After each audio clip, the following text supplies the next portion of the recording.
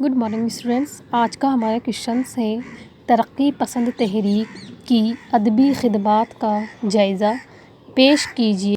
या तरक्की पसंद तहरीक ने उर्दू शायरी व नस्र को किस तरह मुतासिर किया। नेक्स्ट क्वेश्चन बनता है तरक्की पसंद तहरीक के उसूल व ज़ाब्ते वाज़े करो।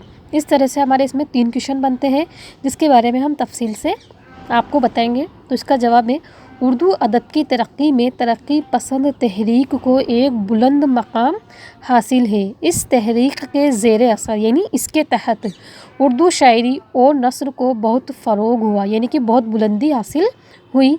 इसके अलावा उर्दू की बहुत सी इसनाफ़ सुख्न को भी तरक्की मिली यानी कि बहुत से जो उर्दू के अंदर जो गज़ल शायरी वगैरह थी उनको भी बहुत सी तरक्की मिली।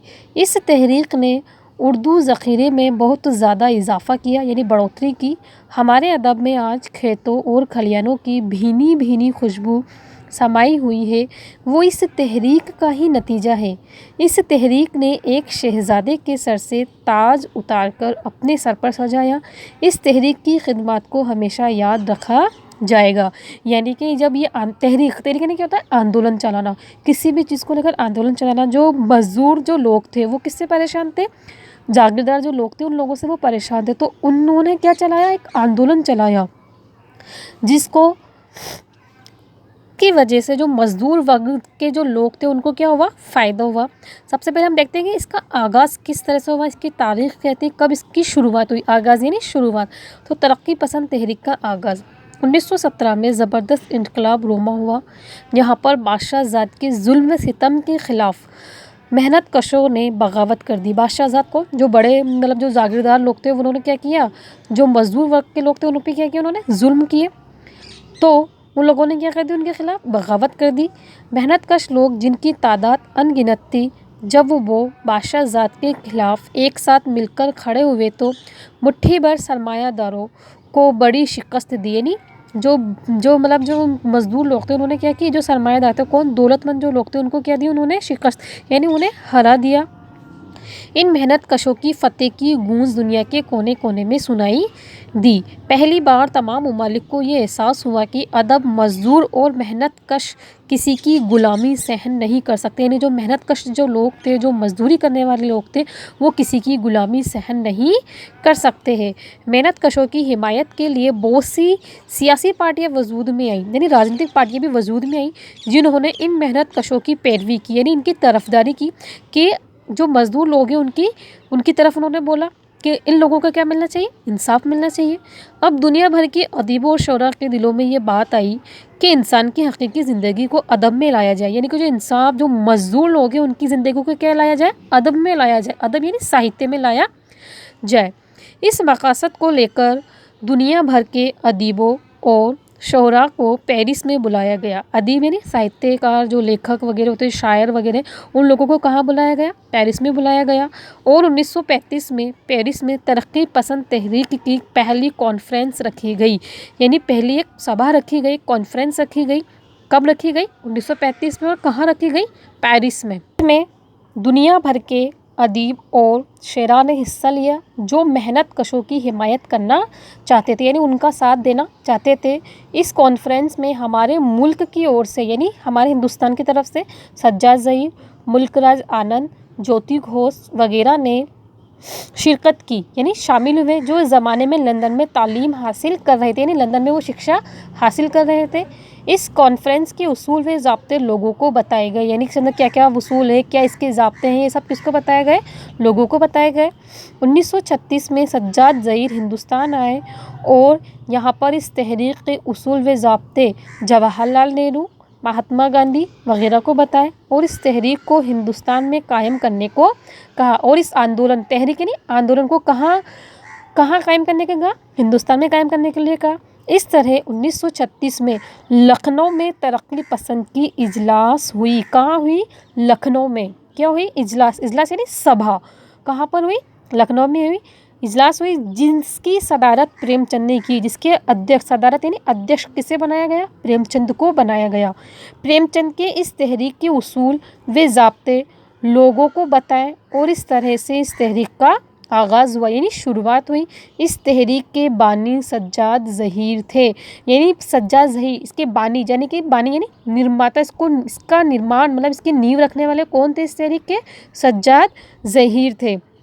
اگلا اپنا ٹاپک آتا ہے ترقی پسند تحریک کے اصول و ضابطے، یعنی کہ اب اس کے اندر کیا کیا اصول ہیں، کیا کیا ضابطے ہیں جو لوگوں کو سمجھنا ہوگا اور ان کو اس کا اندر فالو کرنا ہوگا، یہ سارے کے سارے لوگوں کو بتائے گئے۔ تو ہم دیکھتے ہیں ترقی پسند تحریک کے اصول و ضابطے۔ خلیل الرحمن عالمی نے اپنی کتاب اردو میں ترقی پسند تحریک، کیا نام تھا کتاب کا؟ اردو میں ترقی پسند تحریک میں اس تحریک کے اصولوں کی وضاحت کی ہے جو حسب ذیل ہے، یعنی نمن لکھت ہے۔ تو سب سے پہلا جو ٹاپک آتا ہے وہ آتا ہے ادب عوام کے لیے، یعنی جو ساہتیہ ہے وہ کس کے لیے ہے؟ عوام کے لیے، عوام یعنی جنتا کے لیے، پوری جنتا کے لیے ہے ادب۔ تو اس تحریک کا پہلا اصول یہ تھا کہ ادب عوام کے لیے ہوتا ہے، اس لیے اس کا مقصد یہ ہونا چاہیے کہ اس سے زیادہ لوگوں کو بلکہ عوام کو بھی فائدہ پہنچے، صرف لوگوں کو ہی نہیں بلکہ جو جنتا ہے، جو لوگ اس دنیا میں رہ رہے ہیں اس کی پوری جنتا کو اس کا فائدہ ملنا چاہیے۔ ترقی پسند لوگ ہمیشہ اسی بات پر زور دیتے رہے۔ نیکسٹ ہمارا آتا ہے ادب اور سیاست، یعنی ترقی پسندوں نے کہا کہ آج ادب کو سیاست سے الگ نہیں رکھا جا سکتا ہے، سیاست کو ادب میں ضرور پیش کیا جائے گا۔ تھرڈ ٹاپک ہمارا آتا ہے ادب ایک آلہ کار، ادب یعنی ساہتیہ، آلہ کار یعنی ایک اوزار، ادب کیا ہے؟ ایک اوزار ہے۔